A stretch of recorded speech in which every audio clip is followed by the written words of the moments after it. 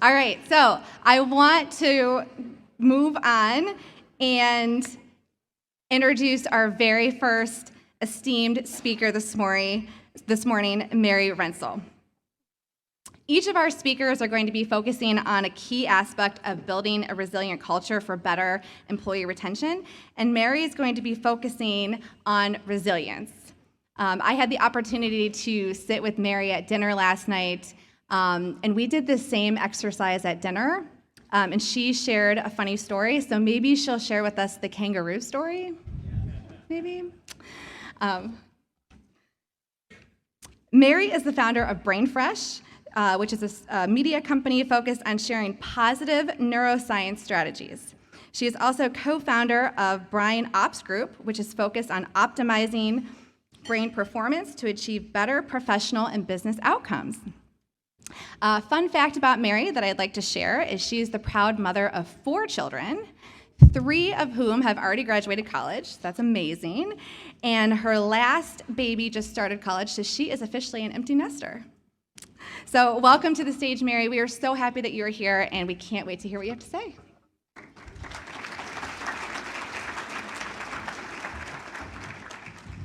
Hi, everybody. Are you going to mic me? Oh, you got me. Thank you. All right, now I'm in control. I love that. Okay, good morning. Thanks for having me. I snuck in. I'm the only doc here, so I just snuck in the back door. Don't worry, I'm not like analyzing you guys today, I promise. All right, so let's go. All right, here's my financial relationships and disclosures and our objectives.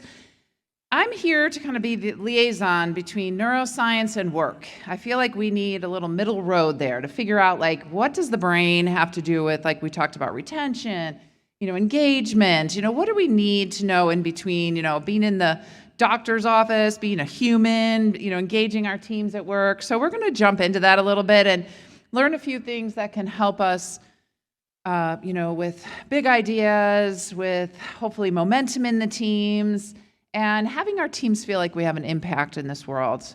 So I'm going to start. I thought I'm pretty tall, but I can't see the screen.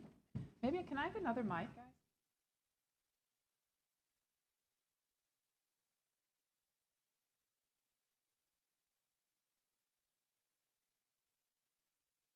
Psychologist. He is a behavioral economist, so he actually watches us humans and our behavior. Thank you. Okay.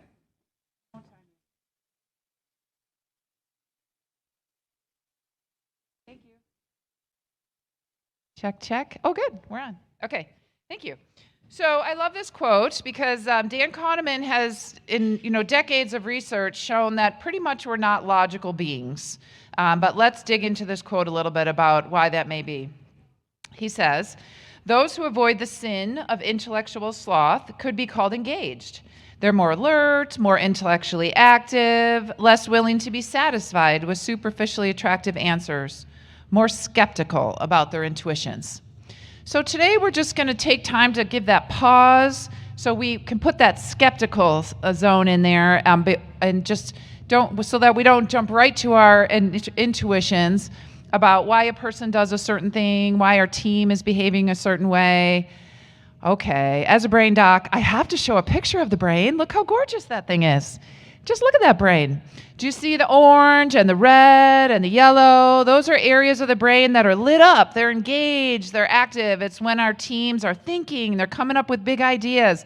The brains will look like this. We want the brains to look like this. We want people to be fully present, using all their cylinders, all different areas of the brain.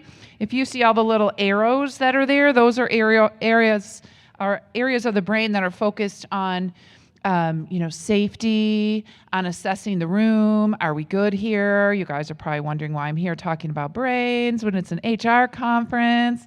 But anyway, so this is what we want. We want a fully engaged team. We want to light up the brain. We want everyone fully on, using all their gifts and strengths, right? Full cylinder. So I like to call it the whole brain team. A lot of times, Brene Brown. Any Brene Brown fans out there? Yes. Brene's taught us a lot of things, but I do have a bone to pick with Brene, but she talks a lot about the whole heart. Well, We all know today, we're going to brain school.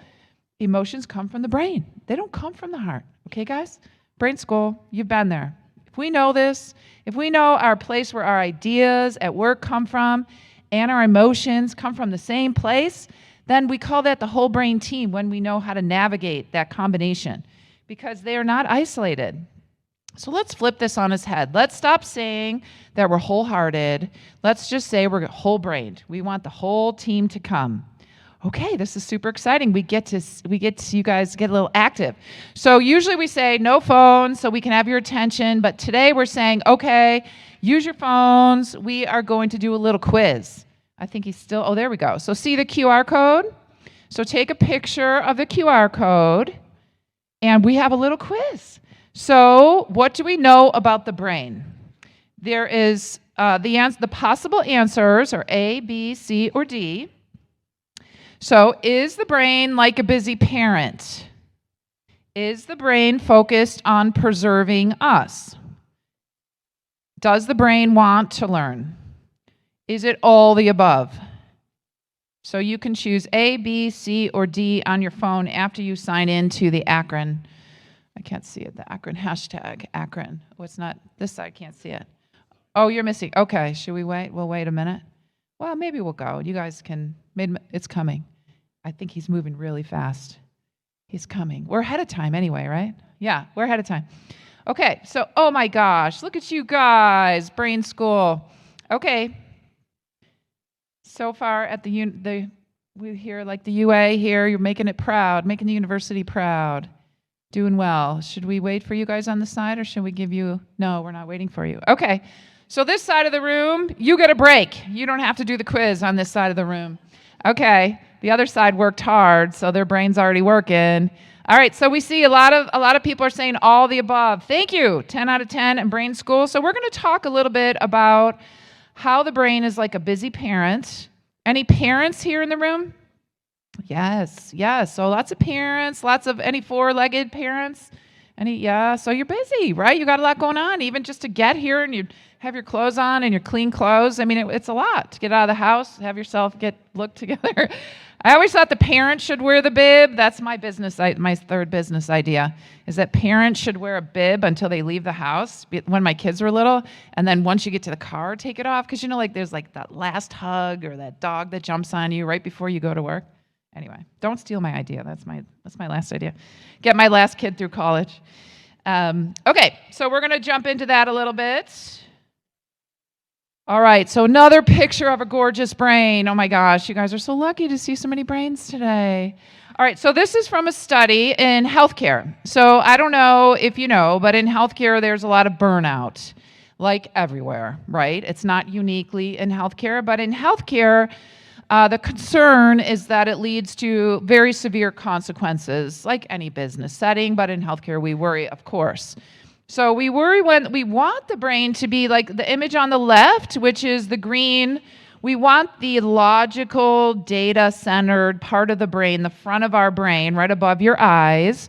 We want that part of the brain running the rest of the brain. We don't want the image on the right, which is the fatigue, stressed, burnout brain, because the emotions in the deep red are leading the show, and the safety areas are directing people's behaviors, as opposed to the image on the left, which is when logic and data and your executive function are leading your behaviors, which is more optimal.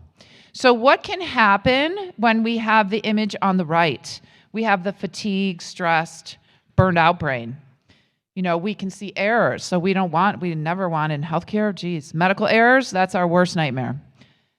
We want to be able to handle those complex tasks, but it makes it harder on the right because people are fatigued and stressed, and that area of the brain is not lit up and orange like we saw in the original beautiful picture of that brain. We can see lack of professionalism. We heard some stories last night, like really ridiculously horrible stories of behaviors in the operating room, from nurses to doctors to all kind of people. I'm not going to repeat these, but they were not lovely stories. So of lack of professionalism. And that can happen when the logical executive function part of the brain is not leading the rest of the brain, when more fear, emotions, and preservation is leading. So in this same paper that proposed that neurobiologic, that means like the brain tissue itself is, what are the different states of the brain, and good, healthy, executive function leading, or fatigue, stress brain. So in this particular manuscript, this is, Dr. Schoenfeld is somebody who leads, nationally leads on physician wellness and physician wellness, research. He states, by definition, occupational burnout is primarily precipitated by characteristics of the work environment, rather than by the individual problems with resilience or coping. And thus, changes in the work environment are the key to reducing the risk. And then there's someone like Malcolm Gladwell, who's a national author, global author, speaker, kind of a contrarian, likes to dig deep into topics. He says, well, if everyone has to think outside the box, maybe it's the box that needs fixing. So who is it? Who needs to change? Who needs to be resilient, right? Is it the chicken or the egg? Is it the employer or the employee? Well, as somebody who has a strong bias toward brains, I think, anyone with a brain is, we have the ability to learn and grow. So that's why we're here today. Just learn and grow together, no matter what hat you wear at work, no matter you're the employer or the employee, you're between, you're the student, you're the advisor.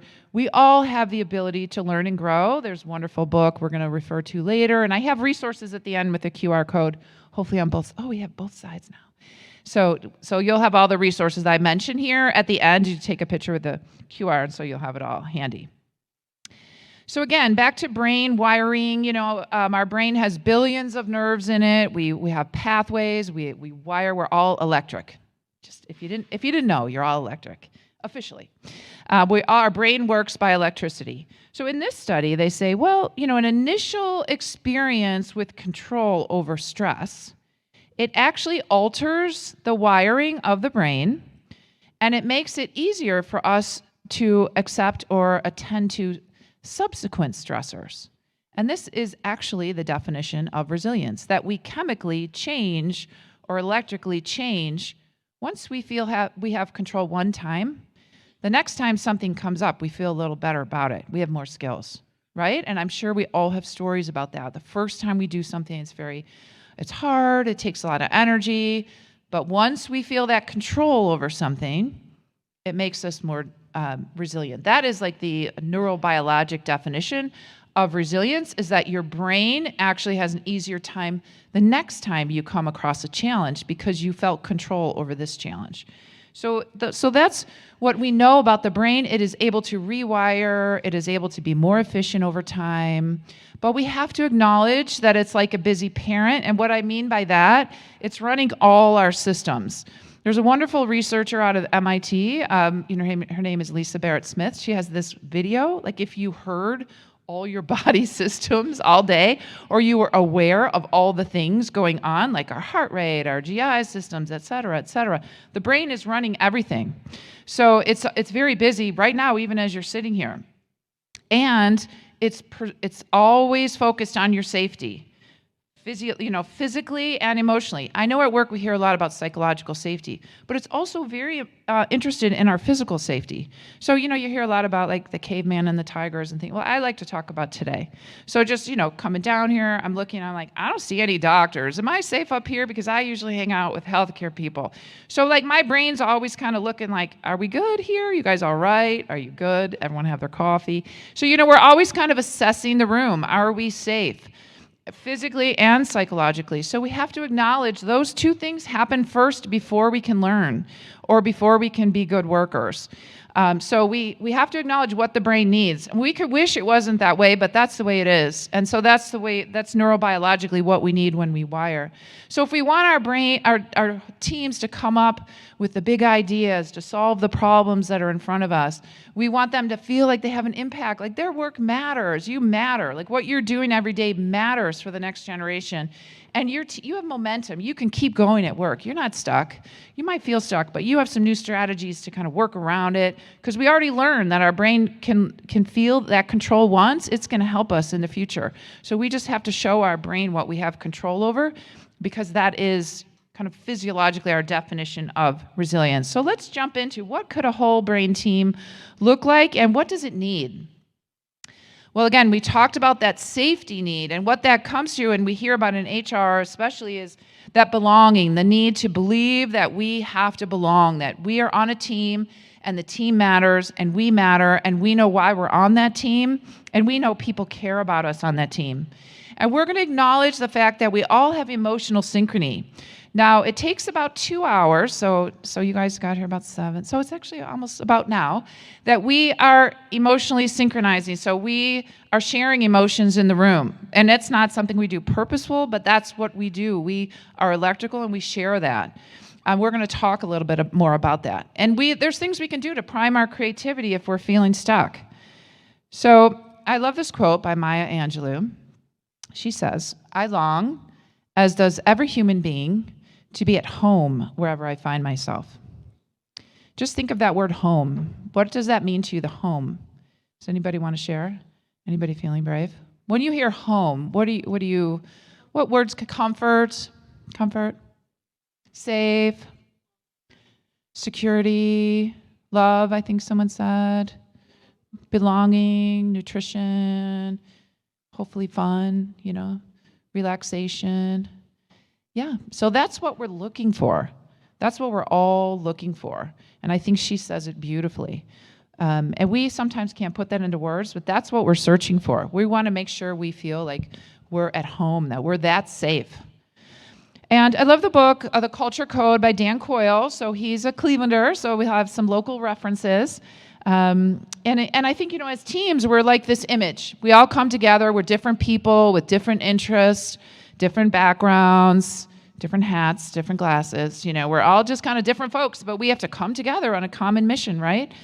So what builds that belonging? What is the brain looking for? Well, we're looking for some vulnerability. Like, we want to know you're just a real person that has challenges. And so if you share a challenge with your team that's, this really didn't go well at one time, and then I did this and this, and then this is how it came out, and it makes you look like a real person. So whether you're a team leader, you're a president of, women in business, however you're leading, if you're a little vulnerable with the team, it helps people know you're a real person, right? That they can trust you. And that builds that sense of belonging. Physiologically, our neurochemicals are always trying to relate to other people in front of us.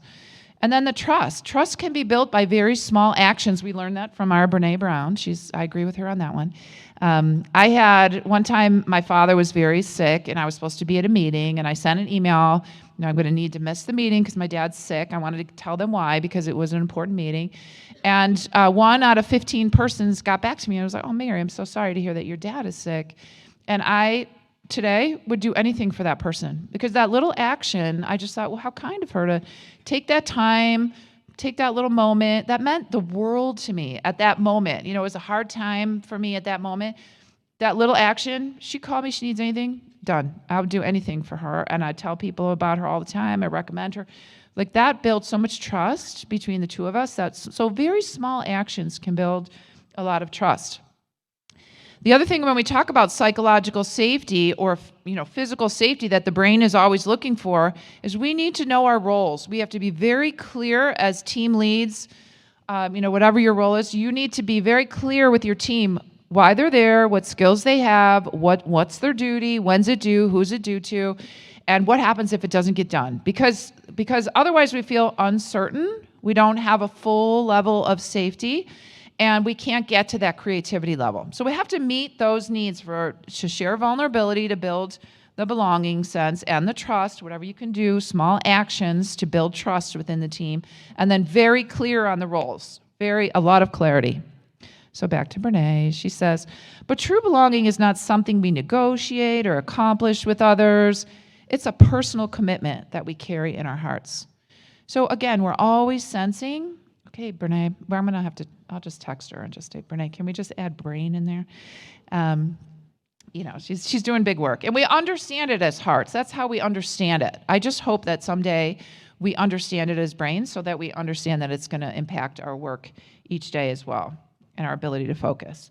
So back to this emotional synchrony. I introduced this topic, but I feel like at work we're like all these bells in this image.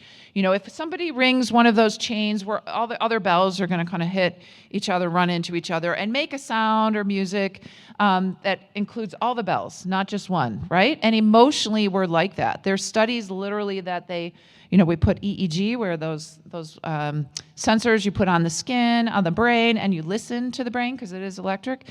And if there's just strangers that meet at one of the studies, just strangers meeting at a museum, and they had a common mission, they were trying to solve like a little puzzle, and their brainwaves would start to synchronize because they had a common mission.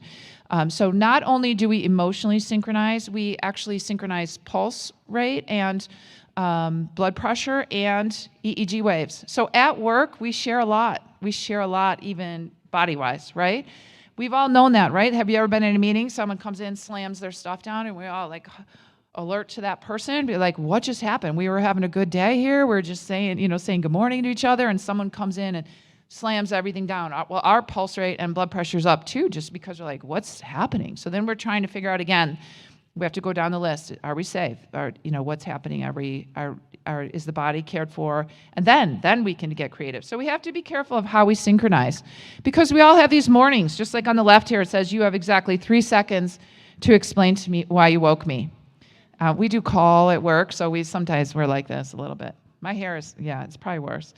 And then sometimes we're like on the right. Everything's going all right. We're having a good day.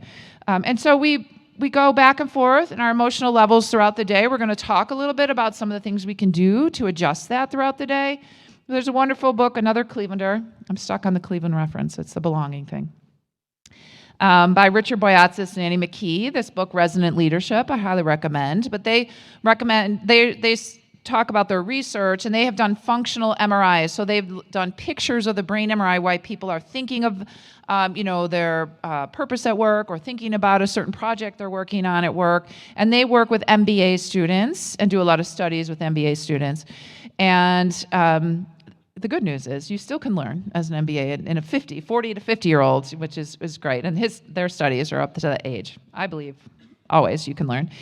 But if you link your goals to something that means something to you, you were more likely to stick with it, and the emotional intelligence was important. So you had to know about your emotional path that may come with your learning goals. And they talk about that clearly in the book, about how we resonate with each other. So if we have a shared mission, something's really important to the team to solve a community crisis, would have you a crisis within the work. If you have a resonance with the goal of the team, then you can catch that emotional synchrony. Oh my gosh, time for another quiz. Okay, take a picture of the QR code. Yay, this side you can play. So which of these on the list, there's 10 things, the last one's all the above. Which ones influence what our day looks like? Our work day, what do you think? You've learned a lot of things. Oh, you guys are just so smart. My gosh. I feel like I'm done. I could just walk off the stage. You know everything already.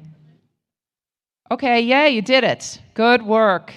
So all of these things influence our perceptions, our ability to see things, our ability to be creative. So we already talked about our sense of belonging, our emotional state, the team's emotional state, our ability to focus. We're going to get into whether we relaxed, the last time we ate, how our sleep was, if we moved our bodies, if it's all the above. Of course, it's all the above. But the good news is creativity can be fun too. So fun things can help our creativity. So this girl on the upper right, she's having a blast. She's got a great shirt on. She's got great glasses. She's having fun at lunch with her friends. So we need to squeeze some fun into our work week, because that puts our brain in a non-judgmental state. It is a connection. It's highly a connection time. And it's a good time for our synchrony. We talked about like how we share things.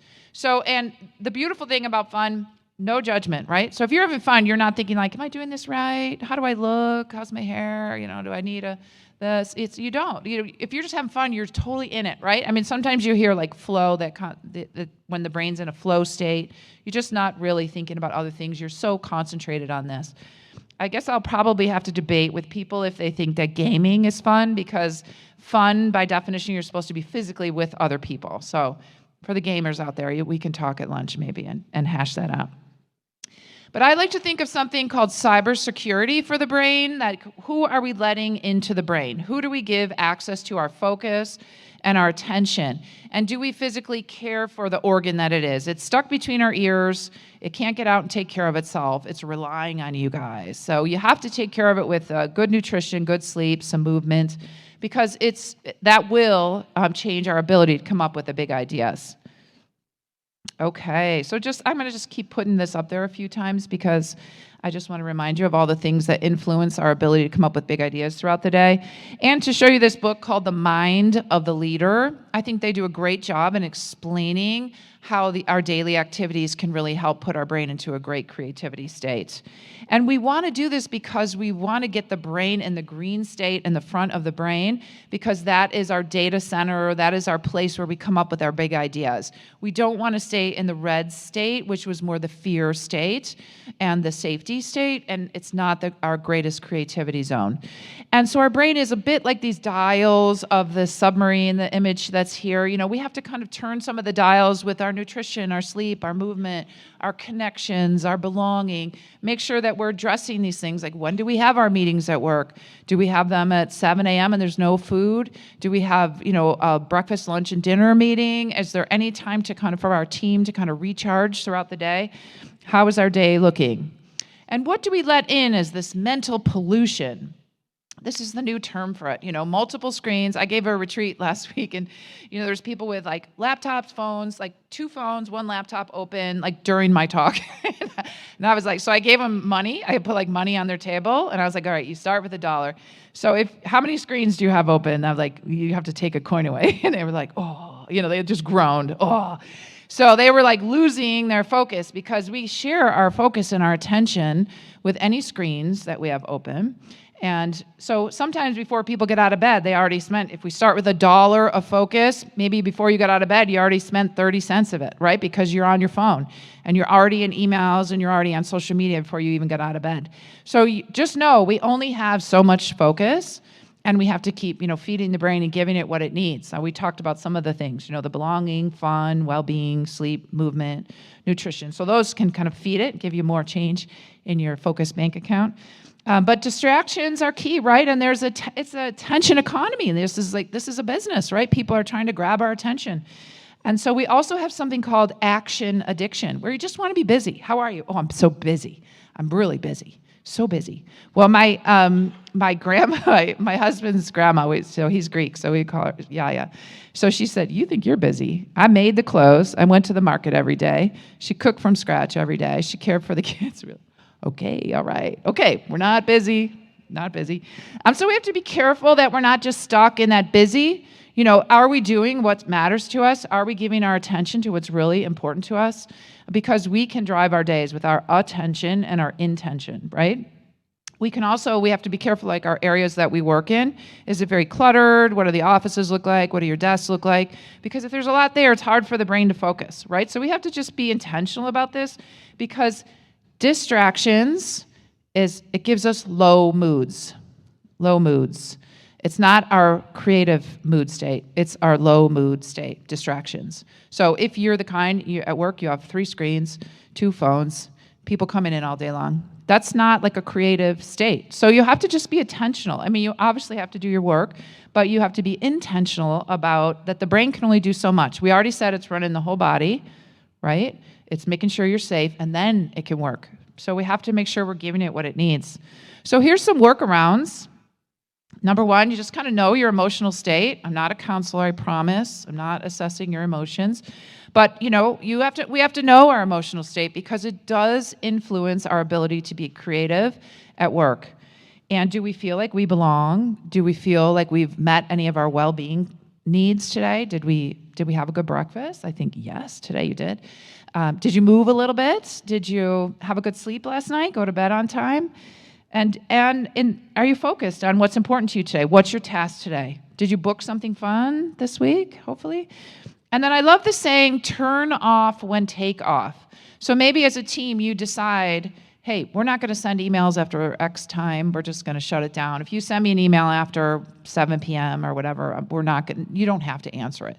Or as a team lead, you set the culture for your team. We're going to hear all about culture in a bit, so it's going to be amazing. So, and then the other thing is you might want to start your meetings with a new way, just to kind of shake it up a little bit. Like, hey, guys, today we're going to put our feet on the floor. I heard this crazy lecture. She said to do this, so let's see if it works. We're going to put our feet on the floor. We're going to take 3 deep breaths before we start this meeting. And it's going to be weird. Everyone's going to feel weird. And that's okay because you just told the brain you're safe. So if the brain, there's oxygen and carbon dioxide sensors in the back part of the brain. So if you just told your brain you're safe, you're going to get the brain of your team more in the green zone, So if you want your team to be able to do more, you could try that. You see what you think. Send me an email. Let me know. This is not pie in the sky stuff. This is stuff you can do throughout your day, and it's not a one-time thing. So I'm just going to keep showing you this list because this is a university, and we know what it takes to learn is that it's repetition. So we just keep showing you this list. So hopefully, you put some of this into your busy day. Okay.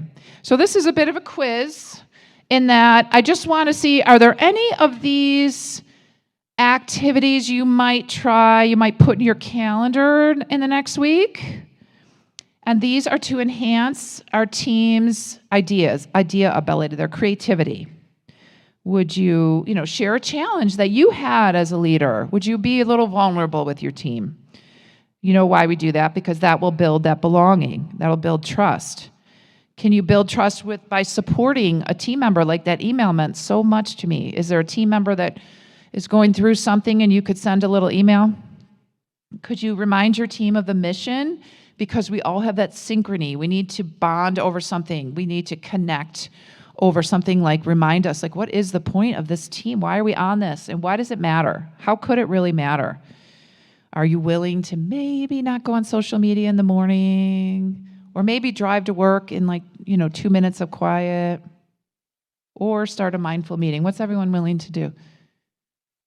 Limit your morning distractions. Okay, you committed. Put it in your calendar. How are you going to do it? Are you going to give yourselves, wait till after coffee to look at your phones? All right, put it in your calendar. We're committing. All right, so what else can we do? So we talked about, if we want to put our team's brains in the state of big idea, creativity, we're going to build that belonging. We're going to remind ourselves that there's emotional synchrony. So if there's somebody who's going through a hard time, we're going to know that that's going to affect our whole team. So we have to do something about that or support that person because our emotions we will share after about 2 hours, especially. And there's things we can do to put in our brain in a creative state, even fun things, which is the best news. Okay, so how about as a table, we have a little exercise, and you guys share one fun thing you did in the last week. Because sometimes we need to shake up our fun ideas and just share something fun. I'll start because there's something fun. I live in Chagrin Falls, which is like 40 minutes from here. But there's a film festival this weekend, guys, and it's really neat. It's all documentaries, and a lot of it is free. So if you have little kids, they're in the park, and they're really neat. And some of them are very quick. They're like 10-minute, just quick documentaries. It's a fun thing. But you do have to buy tickets for some of it, but some of it is open and free in the park. That's my idea. Okay, so as a table, why don't you take 2 minutes and share something fun you did in the last week?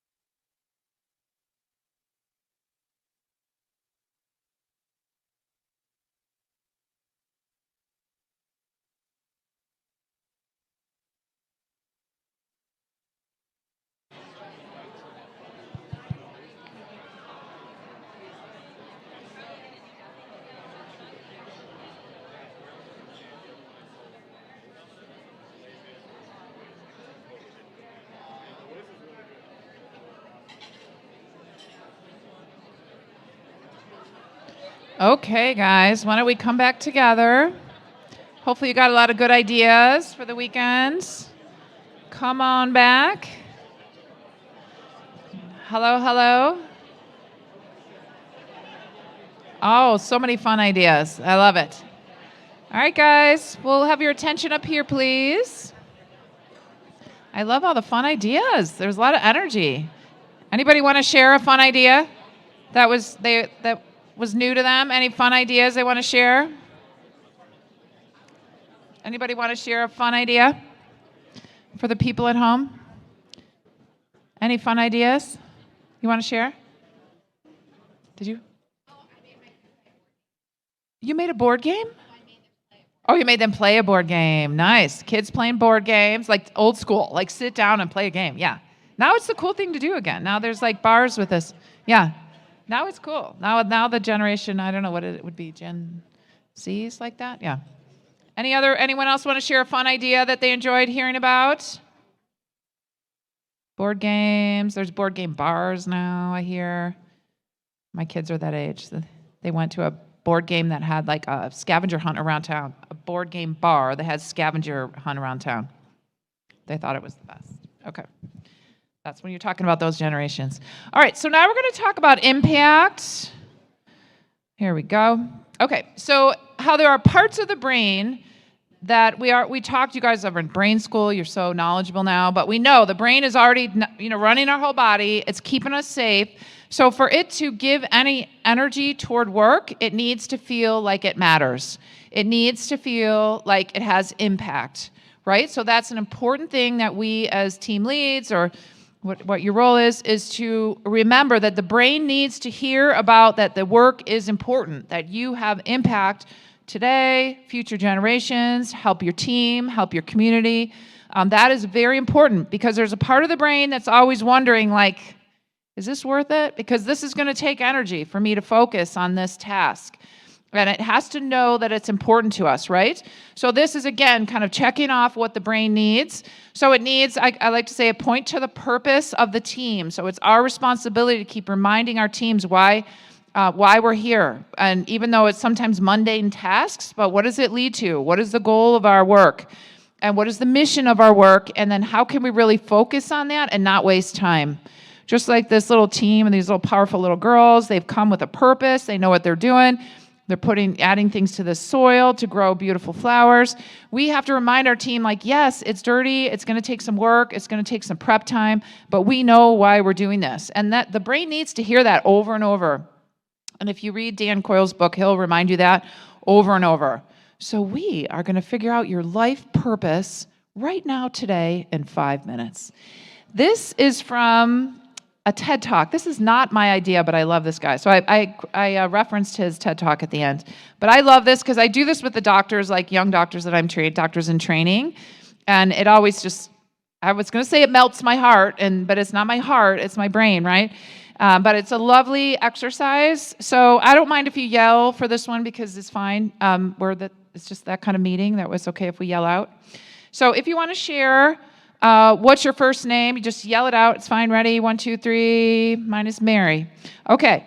And what do? You could put your title, or the other alternative is if you're between roles, or your title is a mouthful. You could think of the one thing right now that you feel supremely qualified to teach other people. So there's probably something that people come to you, like, hey, will you please help me with this? I know you're really good at X, so usually it's just your gifts and strengths come together and make you an expert at this thing. And everybody comes to you, and you would do it for free because it's easy for you. Those are your gifts and strengths. But you could put that in there. So, okay, ready? We're going to yell it out loud. What do? I'm a neurologist and a business owner, okay? So you think about that. Okay, who do you do it for? Who do you do it for?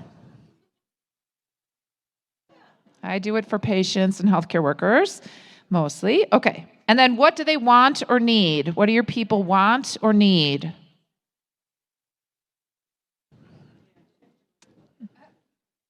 What do you think? Anybody want to share? Depends on your business. Why do they come to you? What problem do they have that you solve for them? I mean, we have a healthcare attorney here, so I can imagine a lot of problems that people come to her to solve. Okay? And then, how do those people change or transform as a result of working with you? Like, let's say I'm a doc, I'm a multiple sclerosis doc. So people come to me because they're looking for resources to care for their multiple sclerosis or to know if they have it for sure. And then, so that's usually what they want, are some resources, some information, education, guidance. And then how do they change or transform? Well, I hope they're more peaceful or informed and self-assured that we have a plan for them, that they feel supported. That's what I would hope. Okay? So then you take this, and when next time you're out at a dinner party and people say, "Hey, what do you do?" And you can use the last answer as I help people feel informed and supported when living with a neurologic condition. I mean, I could say that, or with my business, I hope that I help people understand neuroscience of professional development and professional well-being. What do you think? Anybody want to share theirs? Sometimes you need to think about this one a little bit. Anyone ready?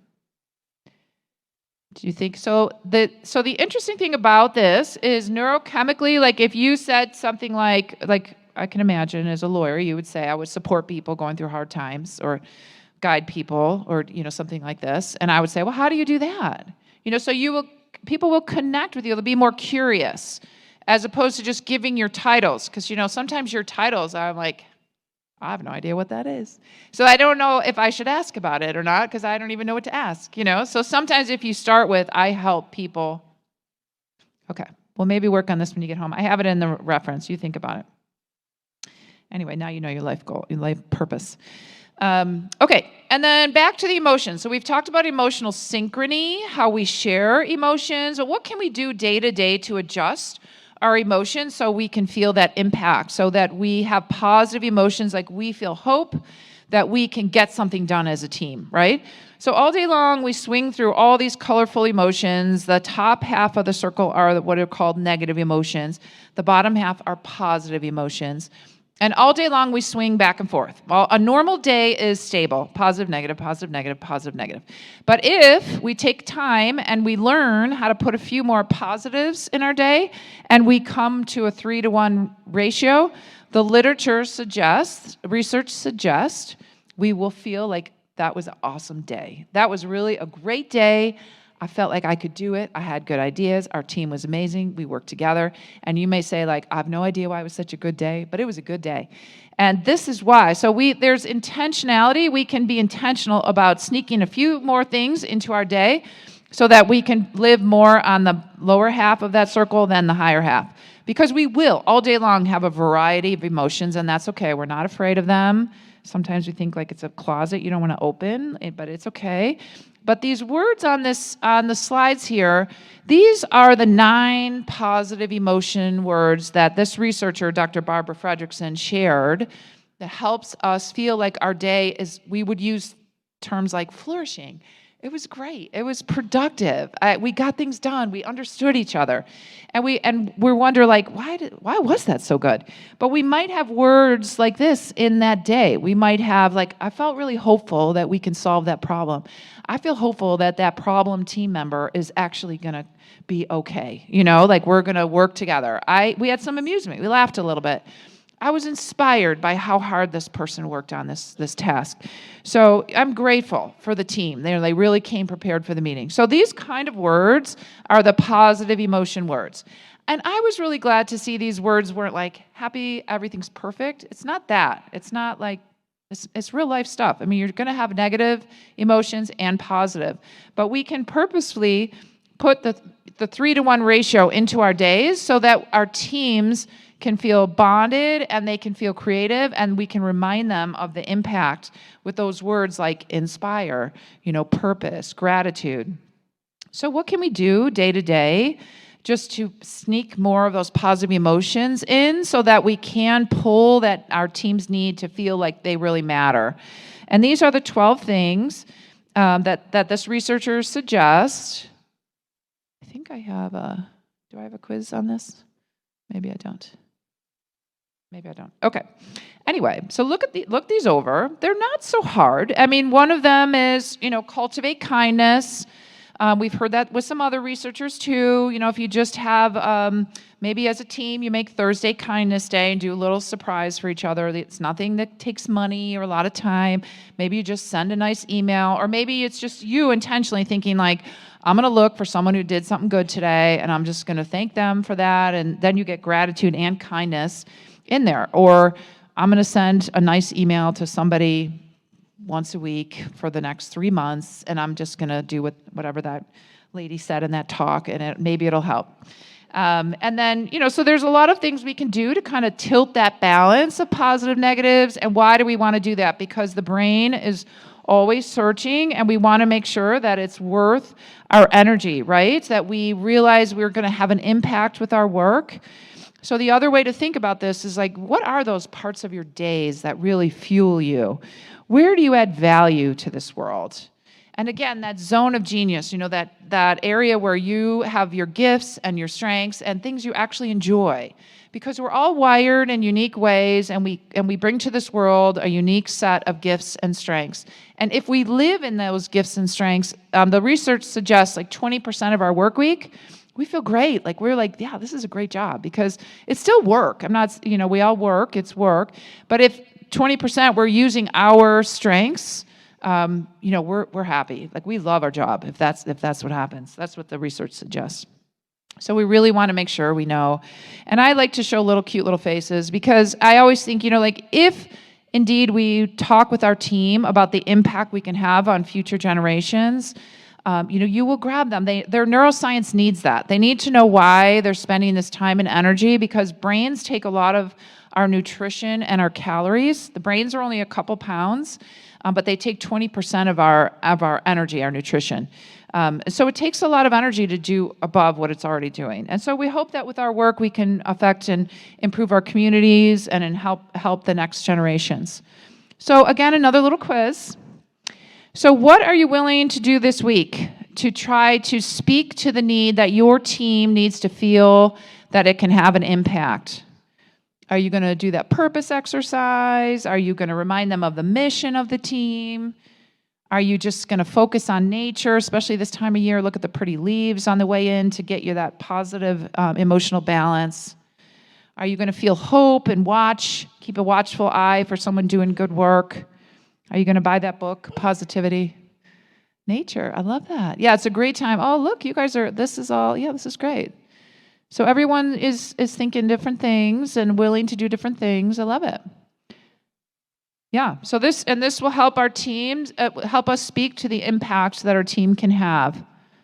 So focus on nature. Yeah, it doesn't take any time. Just kind of turn the radio or your music off and just focus for a little bit.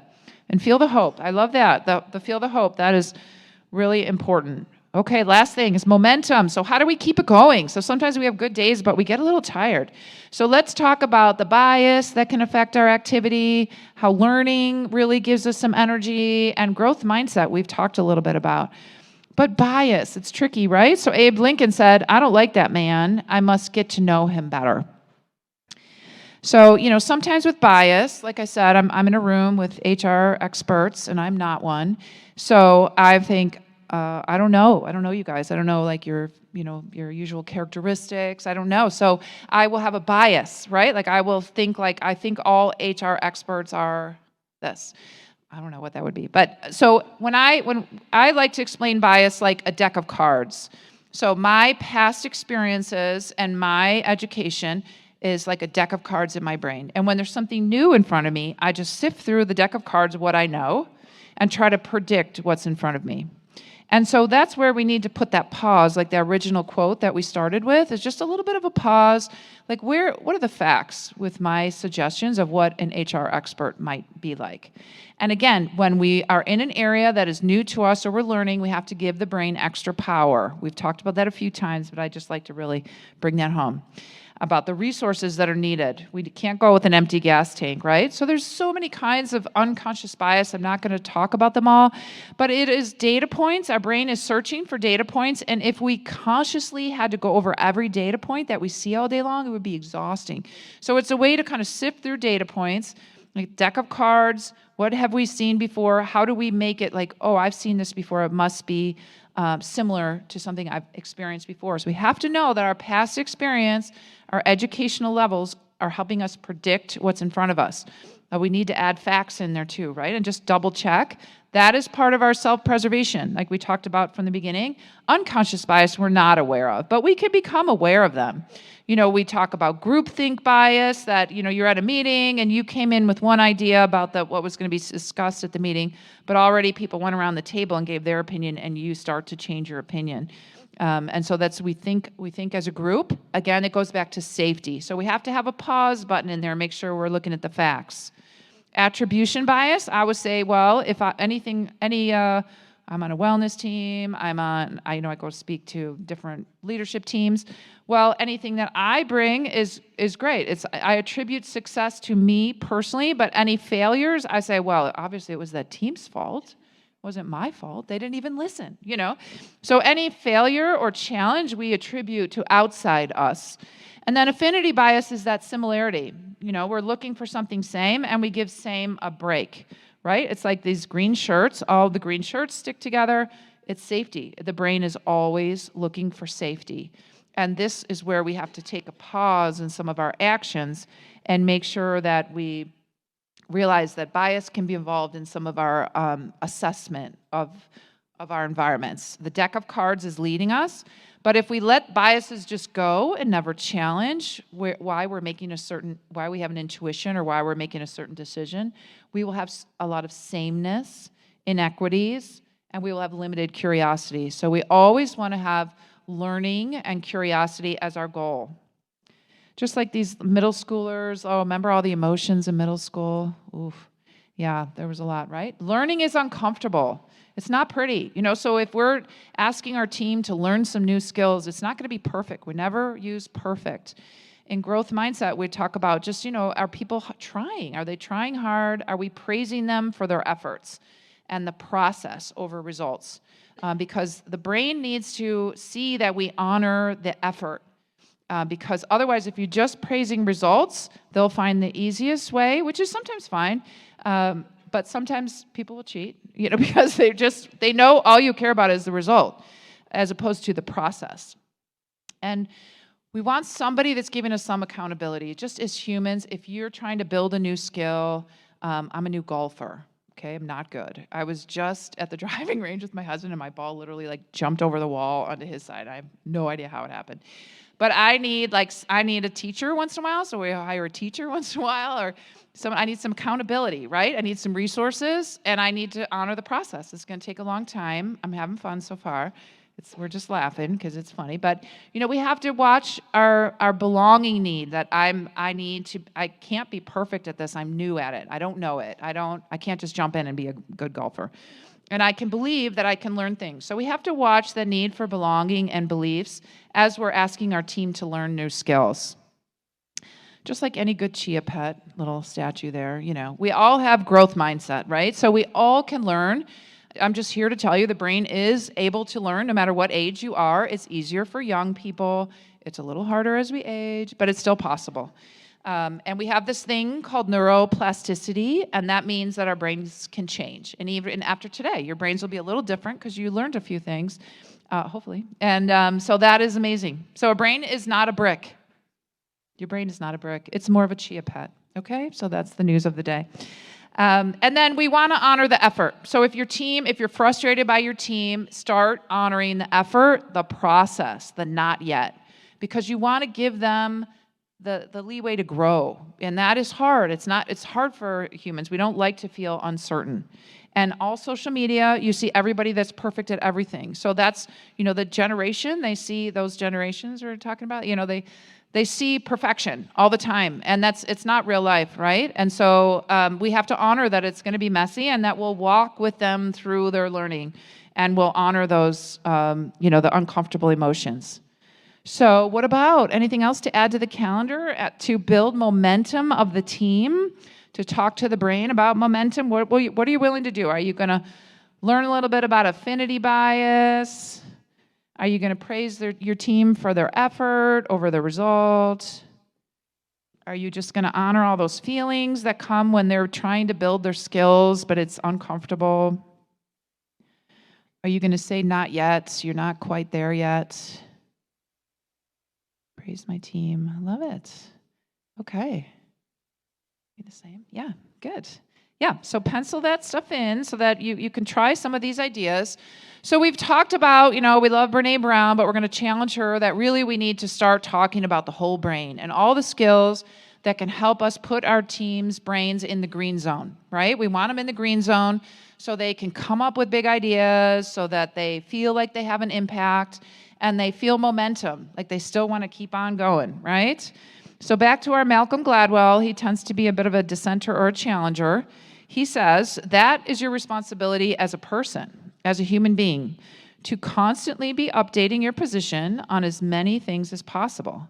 And if you don't contradict yourself on a regular basis, then you're not thinking. So we like to just think about our processes, right? Where can we grow? Where can we learn? Where can we build our ways, our skill building over time, right? Thank you for your time and your attention. I appreciate it. Here's here's the QR code I promised, so that you can find some of the books and things that I referenced. I appreciate you. Thanks so much.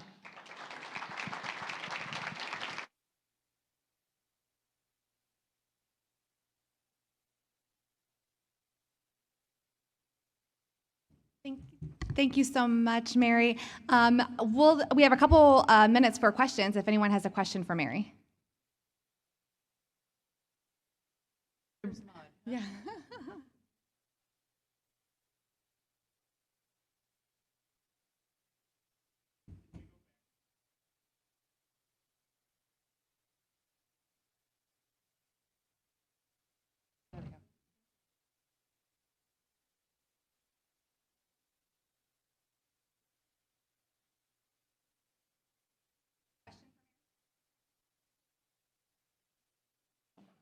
Yes.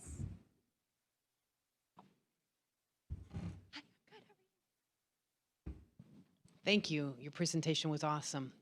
In the world that we live in with so much negativity, right? What is your favorite technique? And you deal with a lot of stuff, right? What's your favorite technique to kind of brace yourself from those people that are liposuction in your life? Is this on? Oh, right, it is on. Well, I use nature a lot, so I like that research confirmed that matters. I go for walks, and I like to be outside. So I kind of prepare myself. I like to call it like priming kind of get myself in a good place. So to me, that means like really focusing on healthy nutrition and sleep and movement, even if it's just a little movement. Like today, I just walked my dog 10 minutes, so that's okay. That's something. I saw the stars. And then before I go into a patient room, I try to say, like, may I serve them? Like, is there some way I can serve them? And in healthcare, we've gotten into a lot of discussions about differences in opinions on, let's say, vaccines and infections and things. And so I try to find a common goal that we have. And generally, it's that we both believe in caring for our families. And they've decided to care for their family one way, and I've decided to care for my family another way. So I try to find the common zones. And then I also love things like The Moth or StoryCorps, Driving Home, because it just helps me kind of like, they're stories. So I found the power of stories is like a great release, like emotional release after a busy day. So those help me. Mm-hmm. That's great. Great advice. Any other questions for Mary?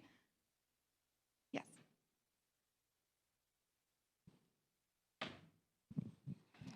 What would be a tool that we as HR professionals could give managers and leaders we deal with when they're in a rough situation with a team member? Just for example, they've had to discipline a team member. And now because of that, like looking at your presentation, the emotional synchronicity would be difficult for that manager to fix, right? Because both people, every time they interact, are going to be negative. Is there some sort of way that we could give those leaders, hey, you just did this difficult thing, how do you create a situation where you can move forward? Yeah, I think, again, it's that belonging. So if they're still on the team, you're still asking them to do their work. You focus on, the kind of the mission and of the team. But if you still feel like that tension, I mean, sometimes we'll have like a moderated discussion, where someone will come in and say, like, guys, we're just going to get you in a room. We're going to find 5 things you have in common because there's a lot of emotions here. Let's just, maybe that's it. We're just going to look for things like, okay, fine. Well, I like this sports team. Okay, well, so do I.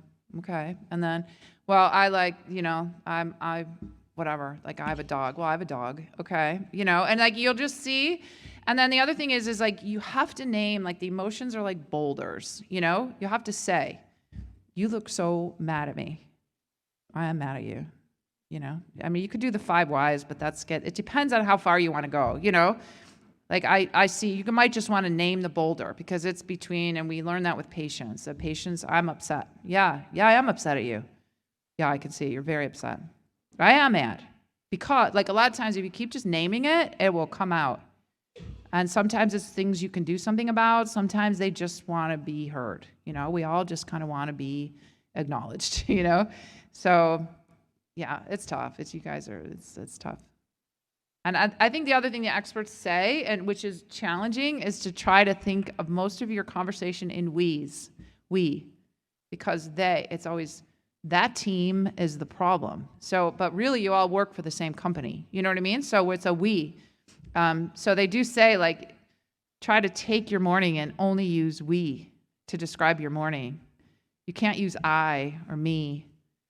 And it's kind of funny. You can do like funny little exercises because it makes people laugh. Like, oh yeah, you can't say I. You're supposed to think of everything like a we.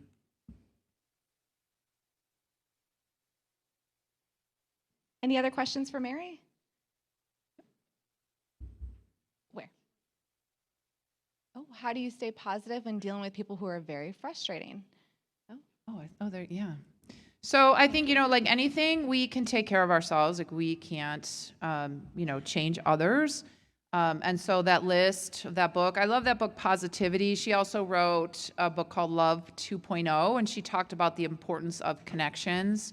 And I think, I can see the example of Bob Chest, getting us all together for dinner last night. Just is so nice to be able to connect with people, have a minute just to, get to know people. There's a lot of value in small connections. I always tell a story about Dave. So Dave, like if you ever been to Cleveland Clinic has red coats. Like you walk in and they're there to help the patients like get out of the car or, find the right way. And so our red coat guy was Dave.